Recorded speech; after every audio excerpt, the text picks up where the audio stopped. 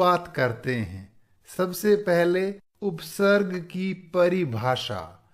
वे शब्दांश जो किसी धातु या शब्द के आरंभ में यानी शुरू में जुड़कर उनके अर्थ में परिवर्तन करते हैं, उन्हें उपसर्ग कहते हैं। जैसे गच्छति, ये एक धातु रूप है जिसका अर्थ है जाता है। अब हम इसमें उपसर्ग जोड़ते हैं आ प्लस गच्छति तो बनेगा आगच्छति, जिसका अर्थ होता है आता है। गच्छति का अर्थ क्या है? जाता है। और आ उपसर्ग लगते ही इसका अर्थ हो गया आता है, जो कि एक दूसरे के बिल्कुल विपरीत हैं। यही उपसर्ग कहलाते हैं। जैसे एक शब्द है हार, जिसका अर्थ होता है माला या पराजय यानी हारना। अगर हम इसमें उपसर्ग जोड़ें तो कैसे इसका अर्थ बदलता जाता है, आइए देखते हैं। सबसे पहले हमने इसमें जोड़ा प्र तो बनेगा प्रहार, जिसका अर्थ हुआ मारना।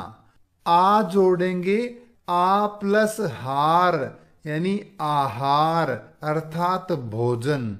इसी तरह से सम प्लस हार संहार यानी विनाश करना, नष्ट करना। इसी तरह से वी प्लस हार विहार यानी घूमना। और परि जोड़ें तो परिहार यानी निराकरण करना। तो ये जो शब्दांश यहाँ हैं, इन्हें ही उपसर्ग कहते हैं। आइए कुछ अन्य शब्दों के माध्यम से इन्हें और स्पष्ट करते हैं। पहला शब्द है गच्छति, जिसका अर्थ क्या है? जाता है। अगर हम इसमें आ जोड़ते हैं तो क्या बनेगा? आगच्छति यानी आता है। इसी तरह से अगर निर जोड़ें तो निर्गच्छति यानी निकलता है। अनु जोड़ें तो अनुगच्छति यानी पीछे जाता है। अव जोड़ें तो अवगच्छति यानी जानता है। इसी तरह से यदि अधि उपसर्ग जोड़ें तो अधिगच्छति यानी प्राप्त करता है। और यदि प्रति जोड़ें तो प्रतिगच्छति अर्थात लौटता है। तो ये गच्छति शब्द से पहले ये जो शब्दांश जुड़े हैं, इन्हें उपसर्ग कहते हैं। आइए उपसर्गों की संख्या के बारे में बात करते हैं। संस्कृत में 22 उपसर्ग होते हैं। कौन कौन से?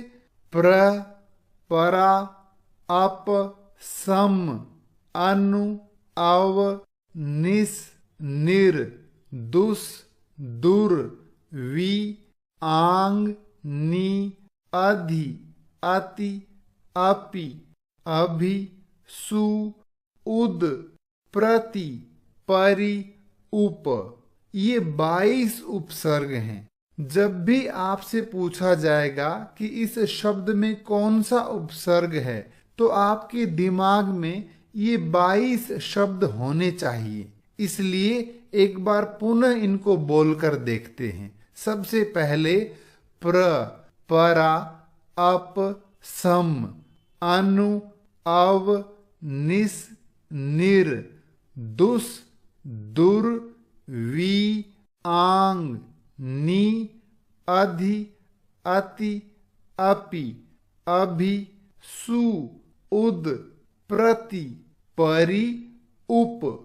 ये 22 उपसर्ग हैं। आइए एक एक उपसर्ग के बारे में विस्तार से पढ़ते हैं। सबसे पहले प्र उपसर्ग, जिसका अर्थ है आगे या अधिक। किस प्रकार शब्द बनते हैं, आइए देखते हैं। जैसे हार में हमने प्र जोड़ा तो प्रहारः। इसी तरह से योग में जोड़ेंगे तो प्रयोगः। धातु रूपों के साथ देखते हैं प्रहरति, चलती में जोड़ा तो प्रचलति। इसी तरह से प्रक्षालयति, प्रभवति, प्रलपति, प्रयोजनम, प्रयत्नः, प्रशिक्षणम आदि। इन सभी शब्दों में प्र अलग से दिखाई दे रहा है। अतः जब भी हमसे पूछा जाए कि इन शब्दों में कौन सा उपसर्ग है, तो सबसे पहले हम यहाँ ध्यान देंगे कौन सा है, प्र उपसर्ग है। कुछ विशेष उदाहरण हैं, उन्हें और देखते हैं। तो पहला है प्राह, प्र प्लस आह तो बनेगा प्राह। इसी तरह से प्रौढ़, प्र प्लस ऊढ़। इसी तरह से प्राचार्य, प्र प्लस आचार्य। अगला उपसर्ग है परा, यानी अधिक, विरोध या निषेध अर्थ में। शब्द कैसे बनेंगे, जैसे पराजयते, पराभवति, पराजयः, पराक्रमः। सभी शब्दों में सबसे आगे लिखा हुआ है परा, तो इसे पहचानने में बिल्कुल भी कठिनाई नहीं होती। तीसरा उपसर्ग है अप, जिसका अर्थ होता है बुरा, विपरीत या न्यूनता यानी कमी। उदाहरण देखते हैं, जैसे अपहरति, अपकरोति, अपवादः, अपव्ययः, अपमानम, अपराधः, अपेक्षा, अपभ्रंशः। तो सभी शब्दों में अप अलग से दिखाई दे रहा है। एक विशेष शब्द है, वो है अपेक्षा। ये कैसे बनता है, अप प्लस ईक्षा। अगला उपसर्ग है सम, जिसका अर्थ होता है अच्छी तरह से या अच्छा। इसके उदाहरण देखते हैं। सम उपसर्ग के जो उदाहरण हैं, उनमें स के ऊपर या तो अनुस्वार मिलेगा, जैसे संयोगः, संतोषः, संगतिः, संभवति, या फिर आधा म मिलेगा, जैसे सम्मानम, संपादनम, संबोधनम, संभाषणम आदि। तो इन शब्दों में हमें पहचान लेना है कि उपसर्ग सम है। कुछ विशेष उदाहरण हैं, जैसे सम प्लस आचारः तो क्या बनेगा, समाचारः। इसी तरह से समावेशः, सम प्लस आवेशः।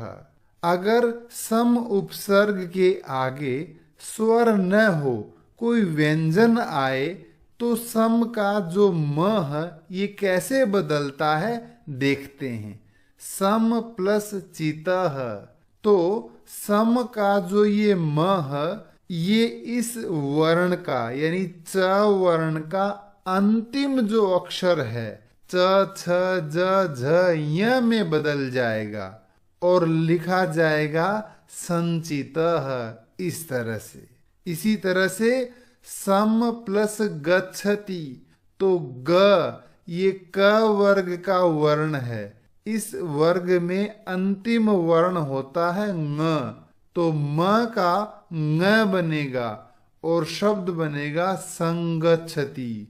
इसी तरह से सम प्लस तुष्टि ही, संतुष्टि ही, सम प्लस जयः, संजयः।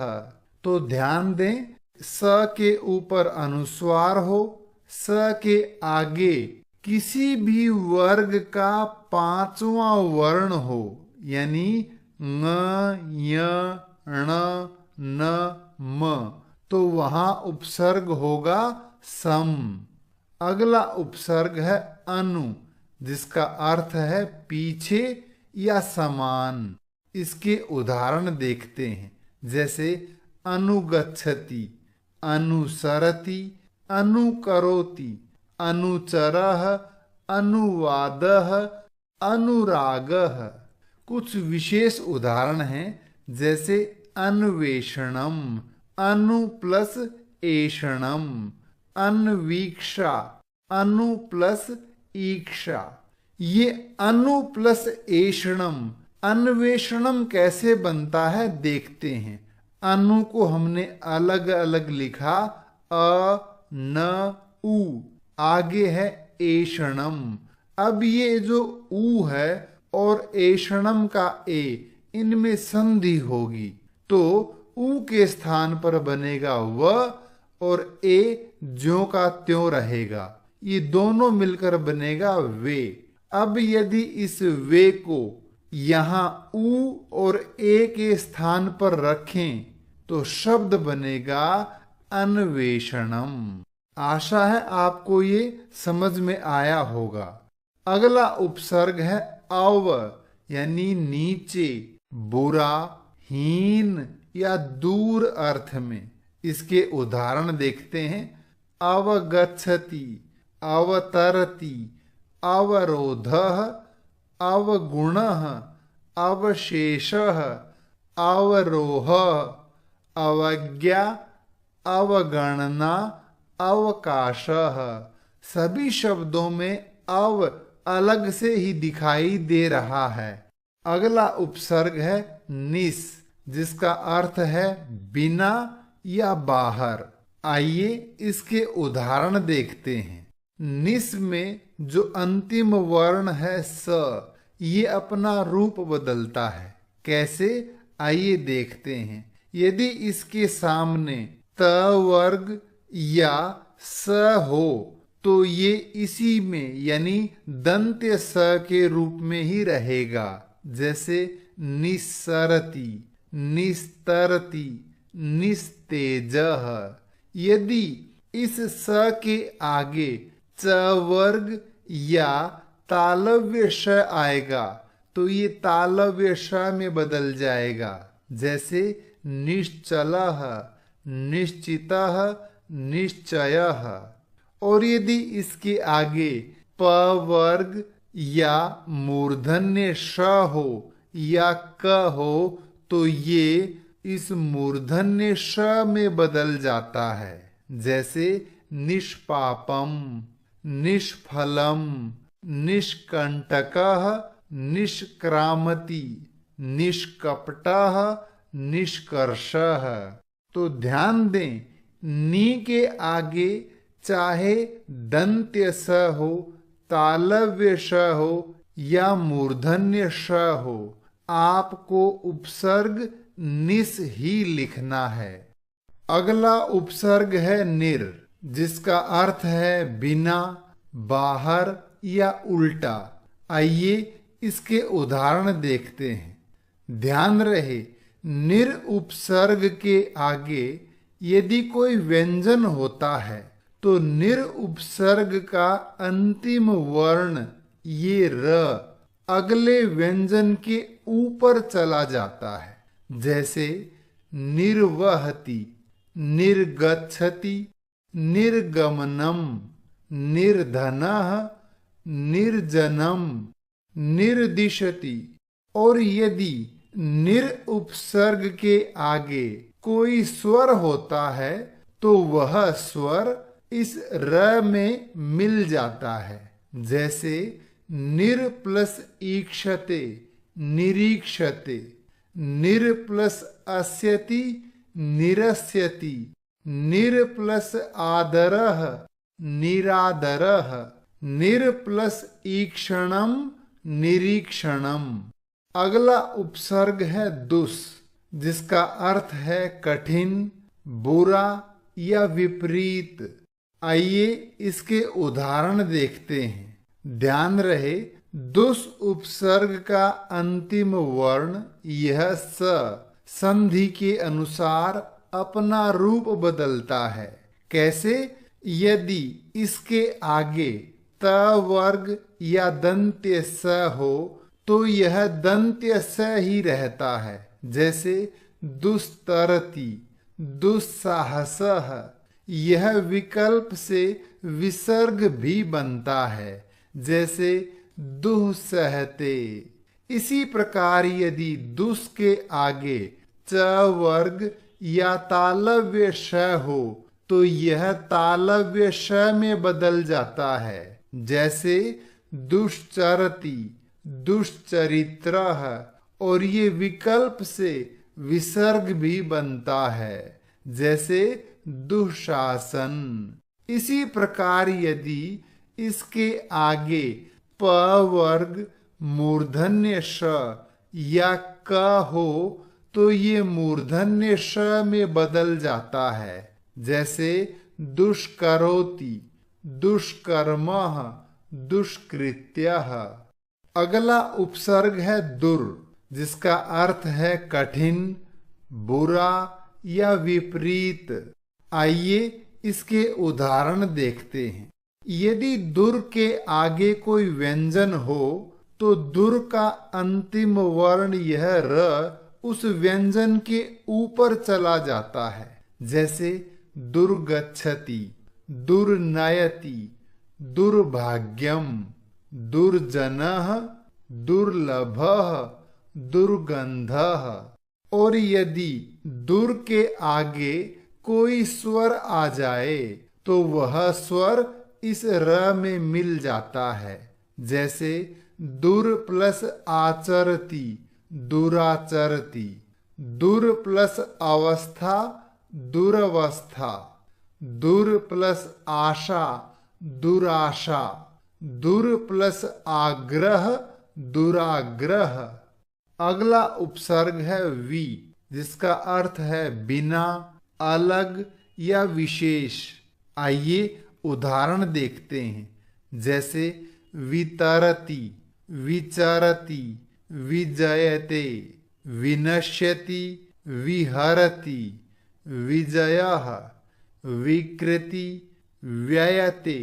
व्यय बनता है वी प्लस अय से। इसी तरह से वी प्लस आधि ही, व्याधि ही। वी प्लस ऊह, व्यूह। वी प्लस ईक्षते, वीक्षते। वी प्लस आपनोति, व्यापनोति। तो जहां पर वी लिखा हुआ हो और अगर वी के आगे स्वर आया हुआ हो तो वह आधा हो जाएगा और उसके आगे य मिलेगा, तो वहां पहचान लेना है उपसर्ग वी है। अगला उपसर्ग है आंग, जिसका अर्थ होता है तक या कम। ध्यान रहे आंग को आ ही लिखते हैं। आइए उदाहरण देखते हैं, जैसे आगच्छति, आचरति, आनयति, आदानम, आग्रह, आगम्य, आहारः, आचारः, आमरणम। अगला उपसर्ग है नी, जिसका अर्थ है नीचे या विशेष। आइए उदाहरण देखते हैं, जैसे निवेदयति, निवसति, निगदति, निवासः, निपतति, निगृह्णाति। नी प्लस आयः, न्यायः। नी प्लस ऊन बनेगा न्यून और उसी से बना हुआ है न्यूनतमः। नीलीयते। ध्यान रहे अगर नी के आगे र या स हो तो वो निर और निस उपसर्ग होंगे, और यदि नी के आगे र और स न हो तो वो उपसर्ग है नी। अगला उपसर्ग है अधि, जिसका अर्थ है प्रधान, ऊपर या श्रेष्ठ। आइए उदाहरण देखते हैं, जैसे अधिगच्छति, अधिकरोति, अधिराजते, अध्यापयति, अध्यास्ते, अधि प्लस आस्ते, अधीक्षकः, अधि प्लस ईक्षकः, अधि प्लस अक्षः, अध्यक्षः, अधि प्लस अयनम, अध्ययनम। इसी तरह से अधिकारः। अगला उपसर्ग है अति, जिसका अर्थ है अधिक या परे। आइए उदाहरण देखते हैं, जैसे अतिक्रामति, अतिचरति, अतिशेते। संधि होकर बनेगा अति प्लस अधिकम, अत्यधिकम। अति प्लस आचारः, अत्याचारः। अति प्लस इव, अतीव। अगला उपसर्ग है अपि, जिसका अर्थ है निकट या भी। इस उपसर्ग के बहुत कम उदाहरण मिलते हैं, जैसे अपि दधाति, अपि धानम, अपि हितम। सभी में अपि अलग से लिखा हुआ है, तो इसे पहचानने में बिल्कुल भी कठिनाई नहीं होती। अगला उपसर्ग है अभि, जिसका अर्थ है सामने या प्रति। उदाहरण है अभिगच्छति, अभिनयति, अभिवादनम। अभ्यासः, अभि प्लस आसः, अभि प्लस आगतः, अभ्यागतः। अभि प्लस उत्थानम, अभ्युत्थानम। अभि प्लस आगच्छति, अभ्यागच्छति। अभि प्लस उदयः, अभ्युदयः। अभिभाषणम। अगला उपसर्ग है सु, जिसका अर्थ है सुंदर, अच्छा या सरल। आइए उदाहरण देखते हैं, जैसे सुशोभते, सुकरोति, सुचरति, सुयोगः, सुपुत्रः। इसी तरह सु प्लस अल्पम, स्वल्पम। सु प्लस उक्ति ही, सूक्ति ही। सु प्लस अच्छः, स्वच्छः। इसी तरह से सु प्लस आगतम, स्वागतम। अगला उपसर्ग है उद, जिसका अर्थ है श्रेष्ठ या ऊपर। आइए इसके उदाहरण देखते हैं। आगे बढ़ने से पहले ध्यान दें, उद का अंतिम वर्ण है द। ये संधि के अनुसार अपना रूप बदलता है। कैसे? ये द लिखा हुआ मिलेगा, जैसे उद्भवति, उद्गच्छति, उद्धरति। त में बदलेगा, जैसे उत्कर्षः, उत्पतति, उत्तिष्ठति, उत्सवः। च में बदलेगा, उच्चरति, उच्चारणम। ज में बदलेगा, उज्ज्वलः। ल में बदलेगा, उल्लेखः। न में बदलेगा, उन्नति ही आदि। लेकिन आपको यदि उ के आगे द, त, च, ज, ल, न आदि मिले तो उपसर्ग लिखना है उद। अगला उपसर्ग है प्रति, जिसका अर्थ है और, प्रत्येक या विपरीत। आइए उदाहरण देखते हैं, जैसे प्रतिवदति, प्रतिगृह्णाति, प्रतिगच्छति, प्रतिबिंबम, प्रतिरूपम, प्रतीक्षा, प्रत्येकः, प्रति प्लस एकः, प्रति प्लस अर्पणम, प्रत्यर्पणम, प्रति प्लस आगच्छति, प्रत्यागच्छति। अगला उपसर्ग है परि, जिसका अर्थ है चारों ओर या आसपास। आइए उदाहरण देखते हैं, जैसे परिक्रमते, परित्यजति, परिणयति, परीक्षते, परिवर्तते, परिहरति, परिजनः, परिवारः। परि प्लस आप्तम, पर्याप्तम। परि प्लस आवरणम, पर्यावरणम। परि प्लस ईक्षकः, परीक्षकः। परि प्लस उष्णम, पर्युषणम। अंतिम उपसर्ग है उप, जिसका अर्थ है निकट या सहायक। आइए उदाहरण देखते हैं, जैसे उपदिशति, उपनयति, उपकरोति, उपचारः, उपदेशः, उपवनम, इसी तरह से उपचरति, उपोहते, उपास्यति, उपास्ते, उपागमः, उपहारः। ध्यान रहे सभी शब्दों में उप अलग से लिखा हुआ दिखाई दे रहा है, अतः हमें इसे पहचानने में बिल्कुल भी कठिनाई नहीं होगी।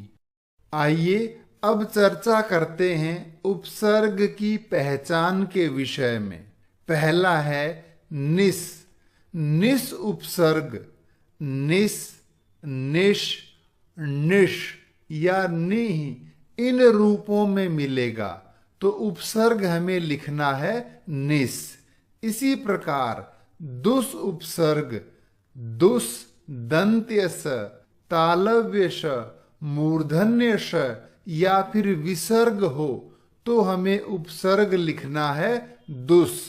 इसी प्रकार सु उपसर्ग, इसमें सु या सु में जो ऊ है वो आधा व बन जाता है और इसके आगे जो स्वर होता है वो उसमें मिल जाता है, जैसे स्वल्पम, स्वेच्छा। तो यदि आपको सु या स्व दिखें तो वहां उपसर्ग होगा सु। इसी प्रकार अनु, इसमें अनु या अन्व हो तो वो अनु उपसर्ग होता है। अनु में जो ऊ है वो व में बदलता है और आगे जो स्वर है वो उसमें मिल जाता है, जैसे अन्वीक्षा, अन्वेषणम आदि। इसी प्रकार अभी, इसमें अभी लिखा हुआ मिलेगा, ई की मात्रा बड़ी हो जाएगी अगर इसके आगे ई है तो, या ई य में बदला हुआ मिलेगा और इसके आगे जो स्वर होगा वो उसमें मिल जाएगा, जैसे अभ्यर्थी। इसी प्रकार अति, इसके रूप मिलेंगे अति, दीर्घ ई होगी तो अति, या ई का य बनेगा तो अत्य, जो स्वर आगे होगा वो य में मिल जाएगा, जैसे अत्यधिक। इसी प्रकार अधि, इसके रूप होंगे अधि, अधि या अध्य, य के आगे जो स्वर होगा वो य में मिल जाएगा, जैसे अध्ययनम। तो इस प्रकार हम इन उपसर्गों की पहचान कर पाएंगे। इसी प्रकार कुछ उपसर्ग और हैं, जैसे नी। इसमें हमें मिलेगा नी या न्य, य के आगे जो स्वर होगा वो य में मिल जाएगा, जैसे न्यासः। इसी प्रकार वी में वी या दीर्घ ई होगी वी, या फिर व्य, और य के आगे जो स्वर होगा वो य में मिला हुआ होगा, जैसे व्यूह। इसी तरह से प्रति, इसके रूप मिलेंगे प्रति, दीर्घ ई होगा तो प्रति, जैसे प्रतीक्षा। और इसी तरह से प्रत्यय, य के आगे जो स्वर होगा वो उसमें मिला हुआ होगा, जैसे प्रत्येकः। इसी प्रकार परि उपसर्ग, इसके रूप मिलेंगे परि, दीर्घ ई होगा तो परि, जैसे परीक्षा। इसी तरह से पर्य, आगे जो स्वर होगा वो य में मिला हुआ होगा, जैसे पर्यावरणम। इसी प्रकार सम उपसर्ग, म हलंत मिल सकता है, अनुस्वार मिल जाएगा, या स के आगे अन्य पंचम वर्ण हो, जैसे ङ, य, न आदि, तो वहां उपसर्ग सम होगा। इसी प्रकार उद, उद उपसर्ग के रूप मिलेंगे उद, उत, उच्च, उन, उल आदि। ध्यान रहे एक उपसर्ग है उप, ये अलग उपसर्ग है, इसके रूप मिलेंगे उप, उपा, उपे आदि। तो इस प्रकार हम इन उपसर्गों की पहचान कर सकते हैं। ये था आज का विषय उपसर्ग। उपसर्ग से संबंधित कोई भी प्रश्न हो तो कृपया कमेंट